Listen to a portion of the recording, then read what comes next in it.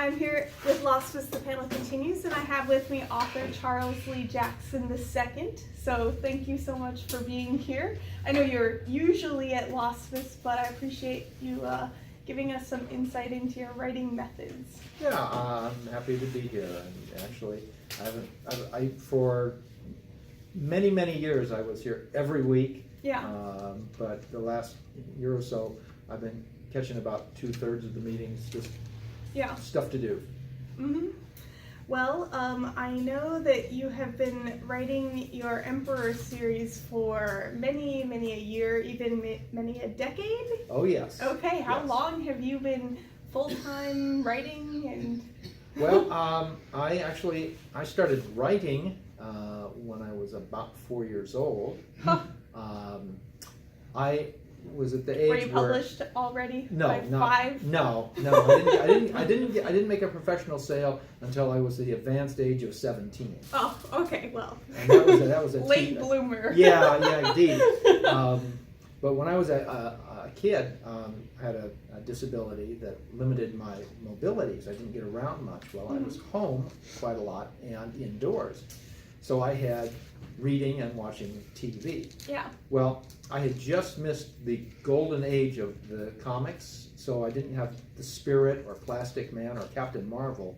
I had Superman and Batman and Wonder Woman and Black Hawk and Archie and Casper.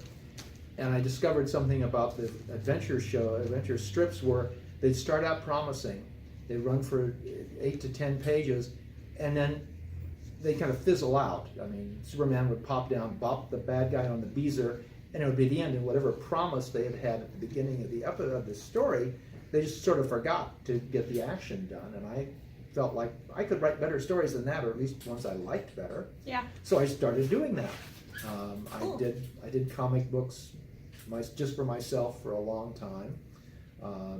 In the 70s, in my 20s, I started doing fanzines with comic strips in them, and then I kind of gravitated slightly up and to one side to what they call the ground level comics market, which is like underground comics but no sex, drugs, or rock and roll. Okay. And I did that for a very long time. I was doing the Emperor adventures and various costume heroes along the way, and funny animals. Yeah. Along with LASFS members, the late Dan Alderson and Dr. Ed Bookman and Greg Chalfin, I created this comic strip called The Brontosaurus and the Toad, which turned out to be a very popular comic strip, which I have been basically doing ever since, off and on. Yeah. I was working on these comic books, and at first I was pretty fast, and I was reasonably good, and I would get a 20-page comic book done in about 14 days. That's very fast. But as I got better, I got more finicky and fussy, and I got to the point where I would draw the entire book, then put each of the pages on my light table and trace it up to another piece of paper, correcting all little mistakes that I perceived, and then ink that. So it was now taking me about a month to do the same amount of work, and I thought, this is only going to get worse. Yeah. It's going to take me longer and longer. So in about 1990, I decided, I could do prose. I could tell better, more complicated stories in much less time. Yeah. And then do a few illustrations, just spotting here and there. I created a magazine called Amazing Adventures. I did, for the first issue, I did an Emperor story, and I introduced a new character, and had a reprint of a Brontosaurus and Toad comic strip in the middle, and it went very well. Thereafter, I broke my arm, and so I didn't start again until 91. I reprinted the first issue, and then I went from there for 3 more quarterly issues. The response was very good, so I upped the frequency to 13 times a year. Wow. Instead of having 2. And this was all full of your content. This is mine from That's incredible. everything from the covers, the layout, all the stuff. The new format was a short story or novelette, a chapter of a serial. We'd start a serial in January and finish it in the Christmas issue. And then if there was space between them, I would do a new comic strip to fill it up. And that went over very well. I got enough subscribers almost immediately to justify the project, and as I went on, I picked up more and more readers along the way. I did this for about 15 years until the technology I was using was outdated and began to fail, and I couldn't get the printer fixed one more time. And the newer versions of the desktop publishing programs I had been using weren't as good. Yeah. And I couldn't do the layouts I wanted, and so I let the thing kind of fade into abeyance. About 7-8 years ago, Dr. Jerry Pornell here at the LASFS began to gently suggest that LASFS members were missing a bet. Now, when I say Jerry's, Exactly. Wham, wham, wham, wham, wham, with that big club that Stan Lee used to have that said subtlety on it. He basically had been making a hatful of money every month from digital reprints of his work. And he couldn't figure out why more LASFS members weren't taking advantage of this. Yeah. And of course, the reason was that we didn't have that many aspiring authors in the club at that time, but also almost none of those people was Dr. Jerry Pornell. And of course, he was making a hatful of money because he had a reputation and his work supported that reputation. So everybody knew who he was and what these things were. Well, I had been avoiding online publishing. It seemed to me that it was a huge field. 90% of it was chaff, and it was real hard to find the quadrotriticale sneaking up between the things. But Carl Lemke, the scribe and chairman of the board here, had been a reader of mine, subscriber the whole time. He urged me to really think about reprinting those stories, and agreed to help me. So I thought, okay, we'll do it this way. I'll work on it. I started to work on it, and I discussed it with a few friends, including my longtime business partner, Bill Mills. And the next thing I know, I get a phone call from Jean Marie Stein. Jean Stein was one of the first people into the digital publishing racket ages ago. Cool. And has actually several interlocking publishing houses, and is one of the more solvent of the publishers. So she calls me up and she says, I heard what you're doing. Don't do it. Pause. Let me do it. So I got That's amazing. I got a really sweetheart deal, because now somebody who had the machinery in place, do the promotion, do everything, all the things that I couldn't do from where I was or didn't want to do because it's like work, wanted to do this. And I get this absolute sweetheart contract. I provide the material, she publishes it. It's not a let me see it and I'll decide. It's like just send me books and they go out. At this point, I write the books. I go back to the stories that were previously published. I look at them. In some cases, I had to take stuff out for the space limitations. Yeah. But I kept it, I put those things at the back end of the file. So I would put those in or expand things that I'd written short to make them more well-rounded stories. And I would package them with 3 or 4 stories for a particular character or series, and then put the books out. So you kept kind of a serialized format. It keeps things together. It actually is kind of tricky because all my stories have specific dates and times on them. When I was publishing one each month, they could follow easily in that format. Now I'm having to take stories that were published a year or more apart, put them into a book, and figure out ways to not, cross my timelines. In a lot of cases, this is not a problem because the stories are fairly insular. But I have crossovers, and I have, what they call fixed points in time on the Doctor Who program. And so I've had to write new stories to insert into books to push other stories back a ways. Have people found any time problems that you missed? Nope. Okay, Nope. that's impressive. Because I'm way ahead of this, and Yeah. every once in a while I'll find one of those, because I went back and Okay. got pull out a complete set of the original stories Yeah. and reread them and made notes on them. Wow. This is after this story, this is before this story, this is... Do you and have a chart then of where everything takes place, or it's in your head? It's mostly in my head, and now it's notes on the Yeah. covers of... So I have a whole collection of Amazing Adventures magazine Yeah. that has been rendered either non-mint or super collectible, because it's Yeah. got my handwritten notes on it. So I put together the first book, and it went out, and it did reasonably well.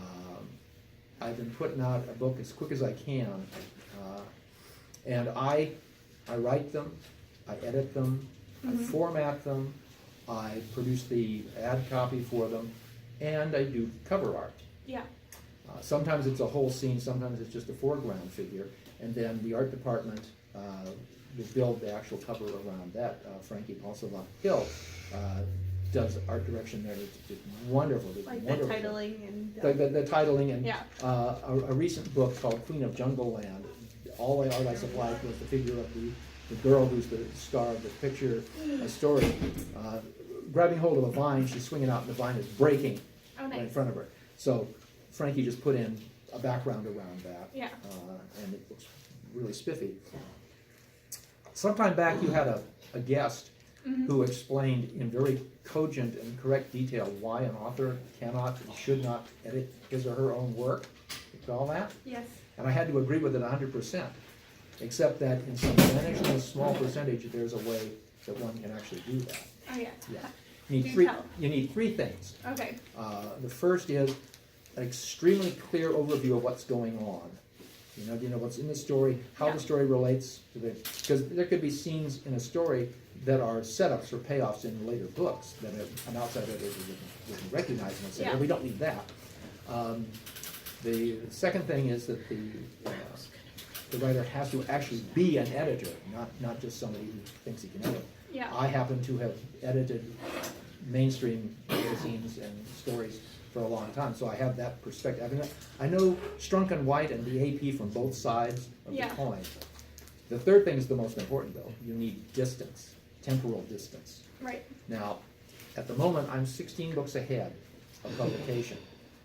So So I you work, can go back. yeah, and I edit work on further. I work on a book, I finish it, set it aside, go to the next one, and the next one, and so on. Whenever Jean has a chance to get out a book, because she does have other authors, Yeah. so it's like, whenever a book comes out, I immediately go to the first book that hasn't come out and look at it editorially. Yeah.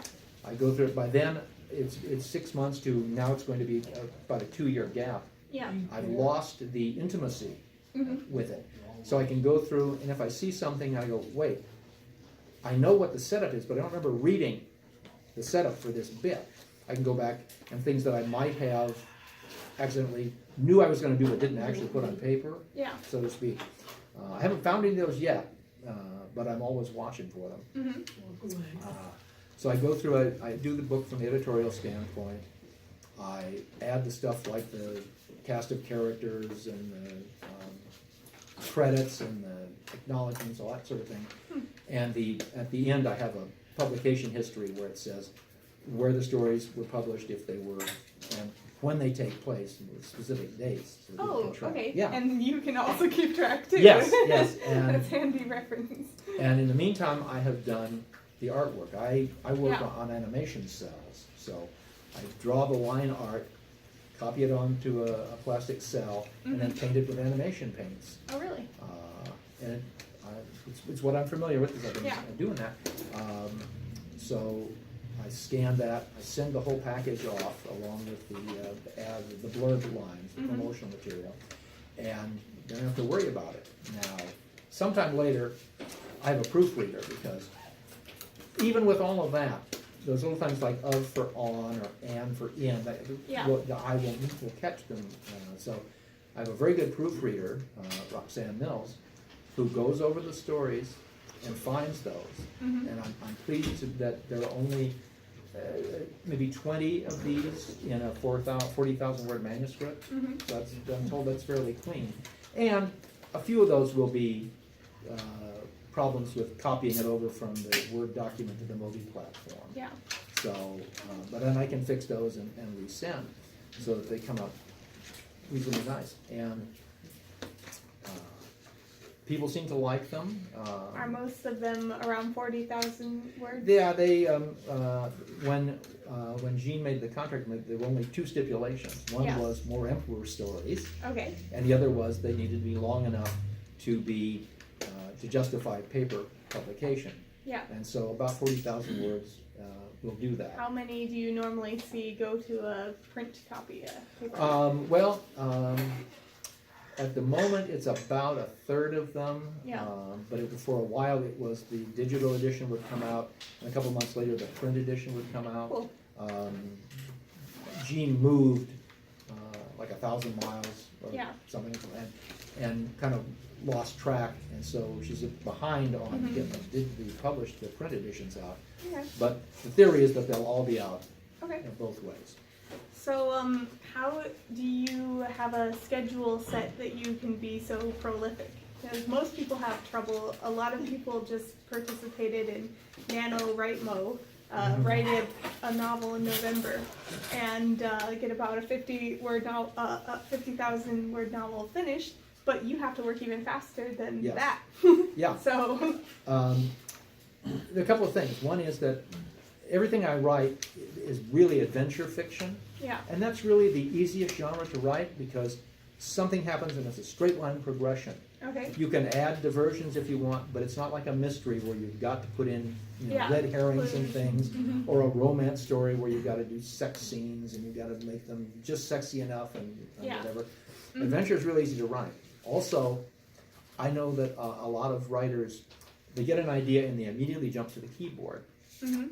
I get an idea and I play with it. I mull it around, I think about it, I play out scenes. By the time I get to the keyboard, it's basically written. It may develop new stuff along the way, but it makes it very easy to do that.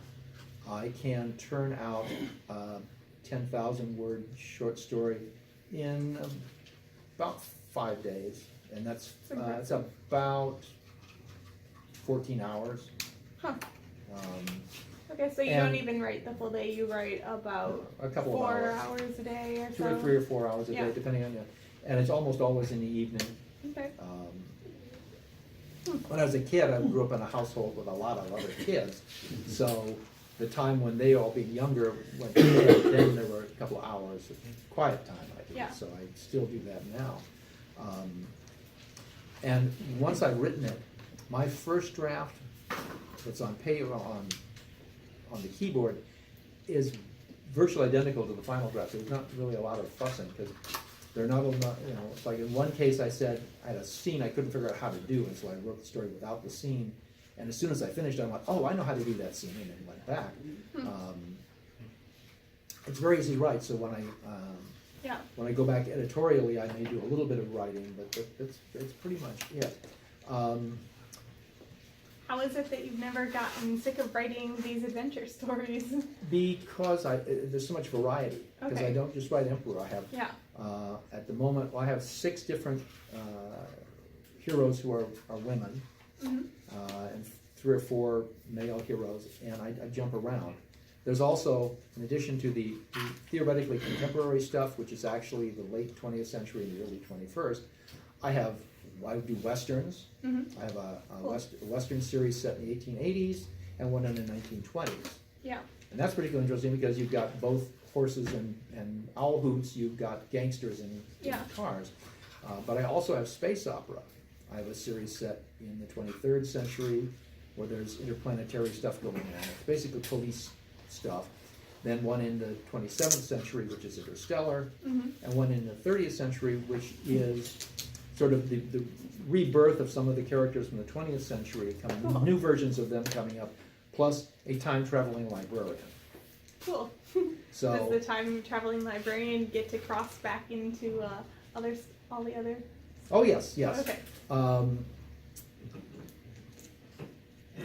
The very first story of that character was one of those where something goes wrong and she ends up in the wrong place. Yeah. But after that, she has a mission. Oh, cool. In my timeline, there's a devastating war in the 27th century, Yeah. and the enemy uses magnetic pulse bombs, and they destroy a lot of historical records. Yeah. So once they have time travel, there's a whole division. Their job is to send people back to collect information that was lost. Cool. So I have a story I haven't written yet, but there's a limit on how far you can go back. Yeah. So we have somebody come back from the 30th century to the 21st century with the plans to build a time engine. Yeah. To get somebody from the 20th century to go back to the Alexandria Library, Oh, cool. because the regular people can't quite get there. So they do crossover, and it's all one big.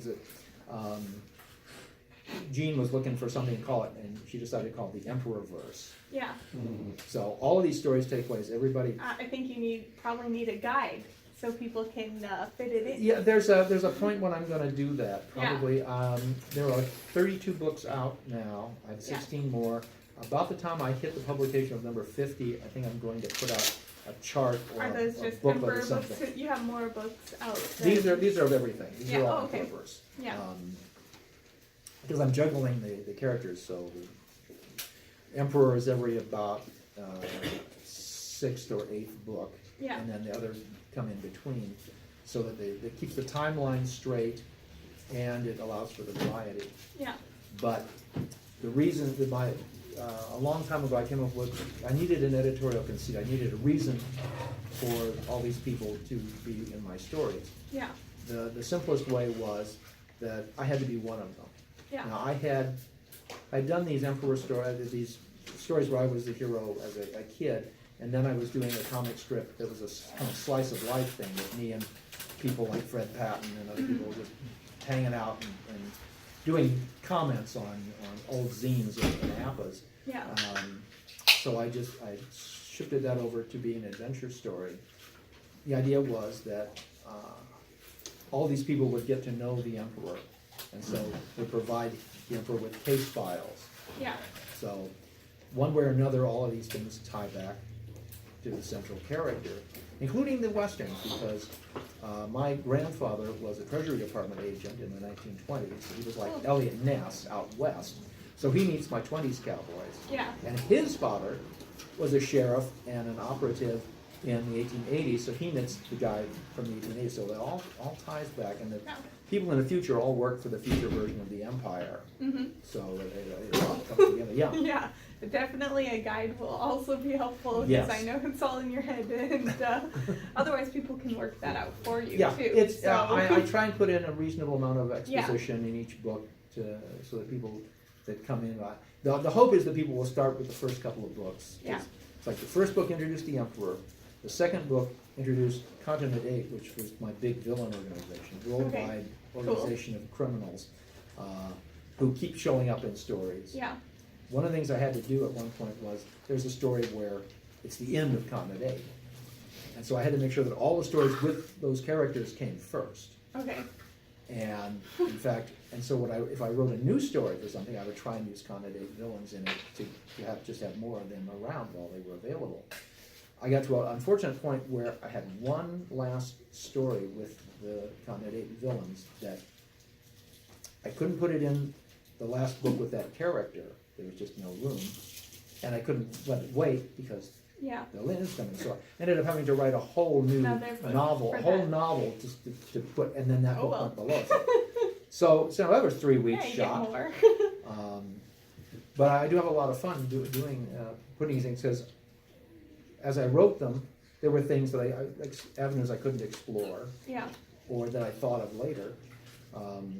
I have a character called Nemesis. She has the powers of the 12 Olympian gods. Her first story was her origin. Mm-hmm. Her second and third stories were crossovers. Cool. Her fourth story was a crossover with a different book that had to come later. So I had to write a new second story to put in there. So I was actually able to explore the ideas of why this archaeologist has collected this artifact and is going to keep it and not turn it over to the government, which is what archaeologists are supposed to do. Right. So she has an adventure where it is pointed out to her exactly what would happen, if the Turkish, in this case, government got a hold of a magical artifact of superpower. So I like and putting. she felt comfortable yielding that power herself. I know she has the power of 12 gods, but she also can contain more power. It doesn't go. Yes, one of the powers is the wisdom of Athene. Oh, okay. And once she activates it, she realizes, she has a much greater understanding. I mean, she does it at first speculatively because she's trapped inside a tomb that's collapsed. Yeah. She needs those powers to get out. Once she has attained the powers, it's like, okay, this is something useful. And there's a scroll book that comes with the artifact that says that basically the gods knew that they would fade away, and they were leaving their powers behind to help mankind. Yeah. To whoever finds the artifact. Well, she finds the artifact and she realizes that she can do this. Can't, governments can't handle it, but one person can do that. So sounds cool. So I break these things up and spin them out. I have, a while back I sat down and said, okay, I need to know exactly where we're going. Yeah. So I plotted out all the stories that I have. How many years do you have plotted of? I have 100 books set for the entire, for the 3 series I'm doing now and the 4th one that will be. So it's like 10 years for you. Yeah, it's going to be about 8 more years of writing for me at this point. And so what I do is, particularly in the summer, it's hot, it's miserable. Yeah. I don't want to deal with things. Over the June, July, and August of this year, I got 8 books finished. Most of them were, second editions that were polished up, but I wrote a whole lot of new stories in there. Yeah. Especially the Emperor stories, because I had got to the point where I said, okay, the Emperor is mostly going to be the narrator and a cameo guest. But the readers like Emperor stories. Mm-hmm. Now, I know why I like them. I'm assuming that the fun that I put into them is what people like. People that know me, people that don't know me, know that I'm the Emperor, and this is like. Yeah. I come by this organically, by the way. It's like when I was a kid, when a little crippled kid, people were constantly telling me I would never be able to do stuff, like survive, like walk, like drive a car, like climb a tree. I spent my childhood basically proving people wrong. Yeah. So I figure, what if somebody said, well, you'll never be a Superman? Yeah. So there we go. Great. And I'm much too much of a ham to wear a mask or a costume. So this is it. There you go. Does your Emperor age through these? Well, it's a little bit. Okay. But since I'm telling stories from the late 1990s and early 2000s. They're going older. All of the characters are aging. I have a couple of characters that start out as teenagers, and they get to be adults. One of my characters, though, because of the peculiarities of her superpowers, she's not aging, and people keep remarking on it because she was an astronaut in the early 1970s, and in the early 2000s, she doesn't look like she's aged at all. Yeah. People remark upon this. But do you have a setup? Is that a setup for something? Well, it's she has an object. She's one of those old school superheroes. She was on the moon, fell into a radioactive area. Yeah. And this is a man-made radioactive area that was also the whole area had a lot of miscellaneous chemicals that were there. And so it's strange radiation and strange chemicals, and she's lying there in the fury of the sun, and her spacesuit is ripped. Yeah. But she doesn't die, and she ends up creating a second personality. In addition to being Haley Laurel, the astronaut, she is also Solara, who, when danger threatens or when something angers or gets her angry or frightened or something, a change occurs and she becomes this other person. Yeah. Instead of being a blue-eyed brunette, she is now a golden brown-eyed blonde who is a couple of inches taller, more robust, and so nobody is ever going to figure out who she is. But she doesn't know either, because her mind, she had spent her childhood again being told she couldn't do stuff. Yeah. And the fact that she managed to get into a space program didn't really impinge on her core of I'm not good enough. So now she is the second superest person in the entire universe. Cool. but she can't deal with it, so that part of her mind kind of blanks out. Yeah. So Lara, on the other hand, remembers everything that Halia knows, so Yeah. it makes for interesting situations where she has to, she becomes upset, she goes, I have to go lie down or whatever, she doesn't know why, but she needs to get away. Mm-hmm. So it's because of this revitalization from time to time that her aging process Yeah. has stopped. Eventually we'll get to a point where her original personality will kind of fade away. It'll still be there, but she'll be Solara all the time. Cool. And so in the 30th century, she's still around. Cool. Cool. So I'm just curious why you write so many books. Is there a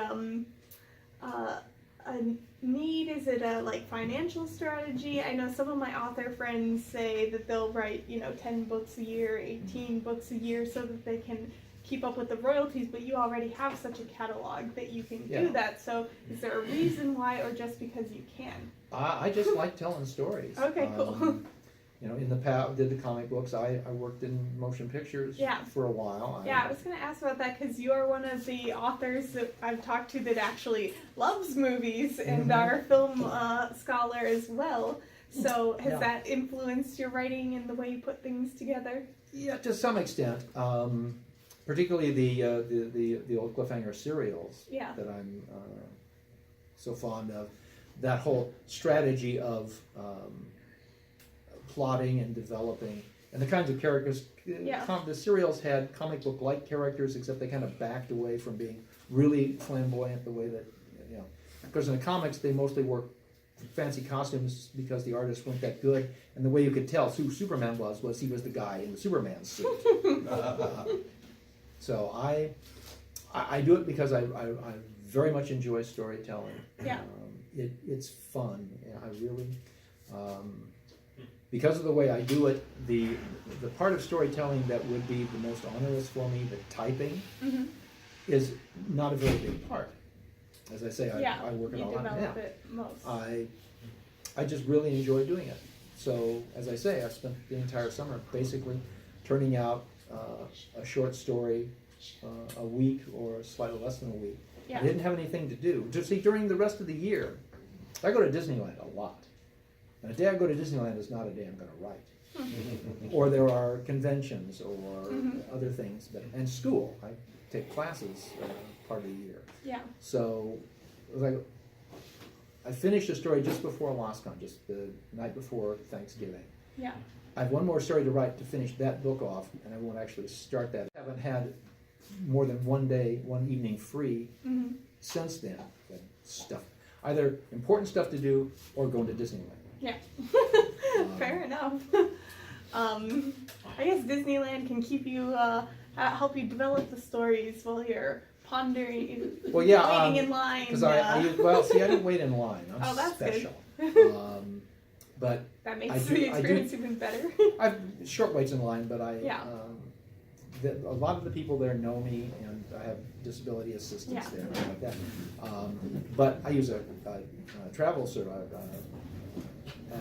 transit service to get there and back. So I'm sitting in the van or the taxi for the whole trip, and it's a shared ride deal, so it takes a while. So I have all that time. If I don't have a book to read, I can be just kicking back and working out stories. I have a character coming up in 15 or 18 books, Mistress of Magic, and she's interesting because she conducts her superhero kind of things in plain clothes, but she's a stage magician in her secret identity, so she has a fancy outfit she wears. I love magicians, So I worked out a story that involves a lost Poe manuscript. Yeah. And as I'm working on a story, I think, it'd be really cool if I was to write that lost Poe manuscript. So this is my challenge now for sometime early next year. I'm going to reread some Poe. And I've read the whole thing. I'm fairly familiar, but I want to get certain stylistic elements down so I can write a fake Edgar Allan Poe story. Cool. To say, and here's the story, here's the manuscript for the story that was in that story.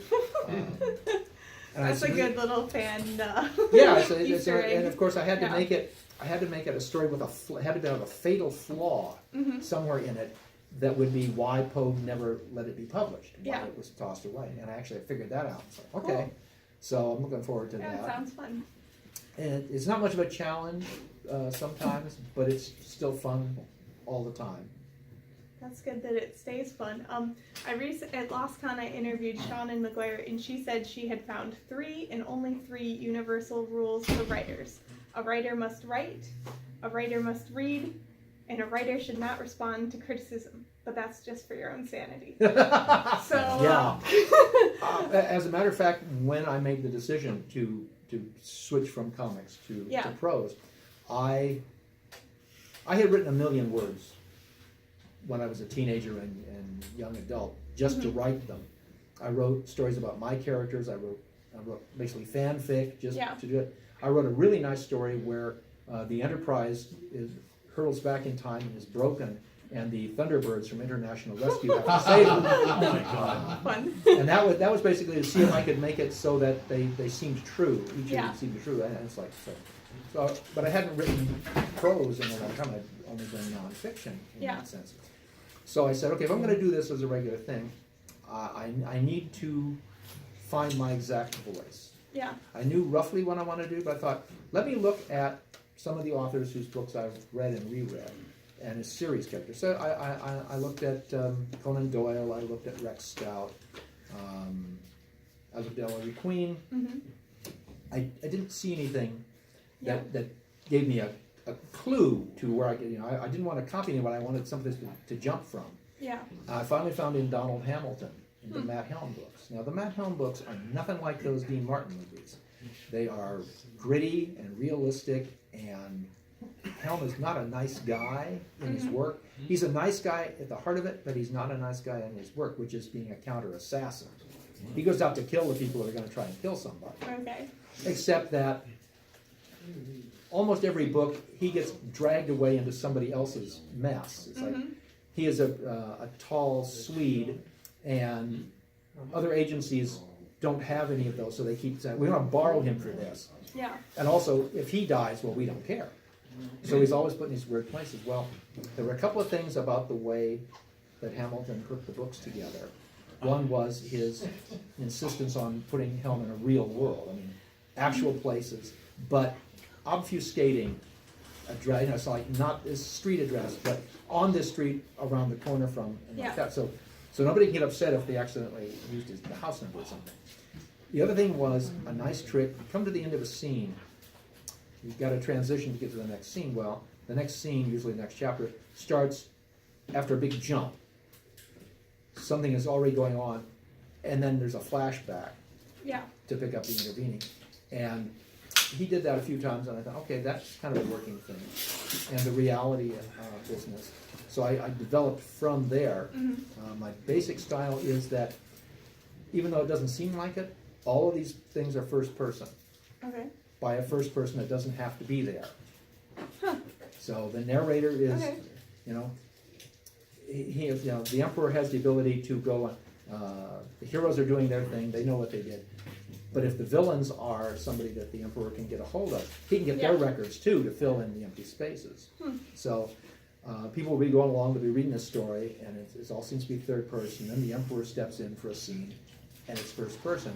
And there's, except for somebody saying I, there's no discernible difference in how things go. And of course, each series requires a slightly different style. The Nemesis stories with the archaeological backgrounds, they have a slightly different vocabulary. The space stuff has a different vocabulary. Each of them is slightly different, but they remain consistent. So literally, somebody could sit down, start with book one, and read through in order of publication, and be able to follow everything through. Have you kind of tweaked or adjusted your voice through the years, or learned different techniques that help make it easier to? It may have become a little more confidential. It's like like the more less I'm relating a case file, and more like I'm letting you in on a secret. Cool. Which ties in with Gene decided to call the series The Emperor's Secret Files. Mm-hmm. So I hadn't had that sort of thing in mind when doing the magazine versions, but it fits in nicely with the book versions. And yeah, I mean, there's a little bit of letting you in on the secret. It's like these things were secret when they were happening, but now it's like a generation later, all can be revealed, or at least most can be revealed. So I think that's the only significant change. The Emperor stories in particular have gotten a little more silly around the edges. Okay.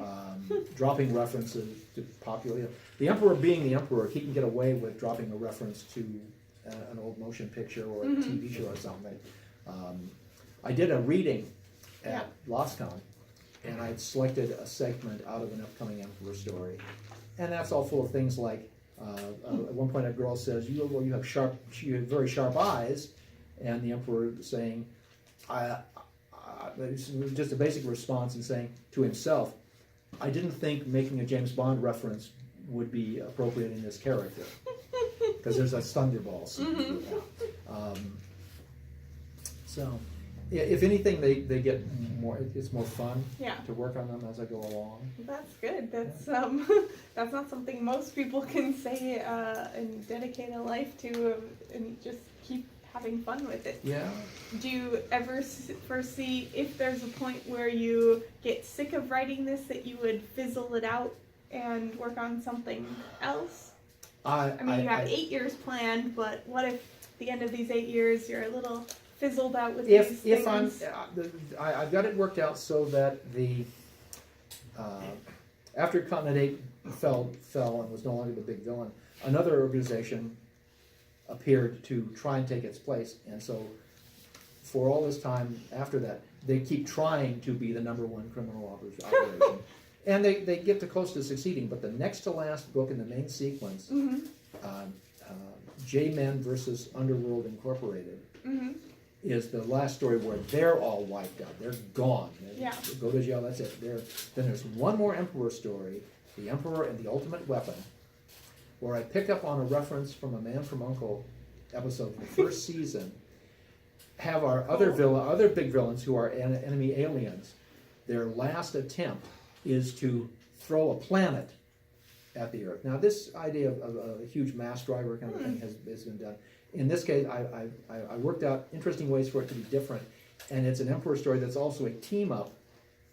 All of the other characters with superpowers have to help with this, because the only weapon that the Earth has that's a defense against this thing can't be used in the atmosphere, because it will destroy the approaching object, but it will destroy the atmosphere too. So we have to figure out ways around it. The Earth, Well, actually, we find a way to get it on the Earth and push the air out of the way. Oh, interesting. But so Well, once this could be a wind down for that's like at the end of that. Well, Yeah. in fact, in one case, 2 of the characters have actually retired before that. They come back just for this, but at that point, you'd have I will resolved. all of the recurring villains are dealt with, and nothing is happening. Now, if at that point I'm still reasonably peppy, and the demand is, if I lay off for 6 months and I start to get letters, I have a 30-book extension that I can do. Oh, easy. Yeah, I mean, it is literally For you. Most people. I'm one of those people that I don't entirely know what I would do if I retired. Yeah. Because many of the things that people do for fun or relaxation are work for me. The writing, the watching motion pictures. I mean, that's part of my job. So I enjoy the heck out of it. I love to watch these old films, but it's really work. And so if I was to say, both my father and one of my brothers decided at one point that they were done. They were just going to take it, kick back and relax, and did not last very long after that. They sort of lost their purpose, really, and kind of faded away. Yeah. And so it's like, when my younger brother passed away a couple of years ago, I was greatly concerned, but it was just basically he turned into a couch potato. Yeah. So I keep alert. One of the things I like to do is to come up with an idea for a story that involves some field about which I know only a little bit. I mean, I have to try to go out and learn a little bit about everything so that I have grounding. I spent 18 years going to college, taking classes, just to get the textbooks and the grasp of the basics of geology, archaeology, whatever. So I like to think of an idea for something I don't know a lot about, so then I can go read about it. Well, that ties into what Shauna was saying, is that you have to keep reading in order to keep outputting things. So you need to stay sharp and learn things. I'm going to open it up to some questions. We have a couple minutes for questions. Okay. If we have any. I know everyone knows you here. Yeah. But, yes, Paul? How do you keep so many voices straight in your head? Well, I mean, it's a good question. how do you keep the memories of people you know straight in your head? It's just basically I know these characters so well that I even know, I know the kinds of things they would say. I have a little problem with one of the younger characters because she knows more about computers than I do, and I have trouble latching on to the computer stuff and retaining it, but I have an infinite number of people who know computers better than I do to help me with that kind of thing. But they're all within the limits of common sense. They're all like real people, and so that also helps when writing, because if I'm writing a story, I get an idea that won't work. I know that that character won't do that kind of thing. So in that respect, it's easy. It's just that there are probably 400 of these, but only about 100 of them are really important. Only 100. Only about 100 heroes and principal villains. When Continent 8 collapses, several of the villains from that escape and go join other groups so that they get to keep the continuity of those characters. Honestly, if I wrote, 10 books, I wouldn't remember half of the things in the first book I wrote. So it's pretty impressive. I did cheat to the extent that when I started the book project, I did go back and reread all of the magazine stories. Yeah. Well, that's not cheating. Do Barbara? you think that at some point you would start on a whole new track with a whole bunch of new books and have them all interrelated into their own universes or universe? Probably not. The closest I'm coming is that if I do that 30-book extension, a lot of them will be superhero stories set in the 30th century, and those all tie back to the first. Cool. I'm just very invested in Yeah. what's now called the Emperorverse. Fair enough. And time for about one more question, if we have any. Well, I'll take that moment to say Yes, something about please do. about my nonfiction work. Oh, good. You called it exactly right earlier when you said I'm a film scholar. Yes. I shy away from being an expert, but I'm a scholar in that I both teach and continue to learn. I decided at one point that there's just too much stuff to know everything. And the last generation or so is not as interesting to me because the techniques are more scientific, CGI and things like that. My interest is in primarily the era of the double feature, about 1933 to 1962. I need to know before that because it leads up to that. I need to know after that because the people kept working. So I set a limit. I said, okay, up to 1976. Yeah. Bang. I'm not going to get it. I'm not going to profess to know anything beyond that except what comes up casually. But 1976 is perfect because no matter what you think of his politics or his personality, John Wayne was the towering figure of that double feature era. And from the second time he became a star in 1939 for the rest of his life, he was a star. Yeah. So his last picture, The Shootist, came out in 76. So I can do John Wayne's entire career and all the things that relate to it. Wow. Also, in 1977, Star Wars came out. Ah, This way, that changed everything. Yeah. Yeah. I don't have to deal with Star Wars. I mean, I know 4, 5, and 6 pretty well. I was in the foreign press. I have lots of Yeah. friends who worked on those pictures. I know a lot.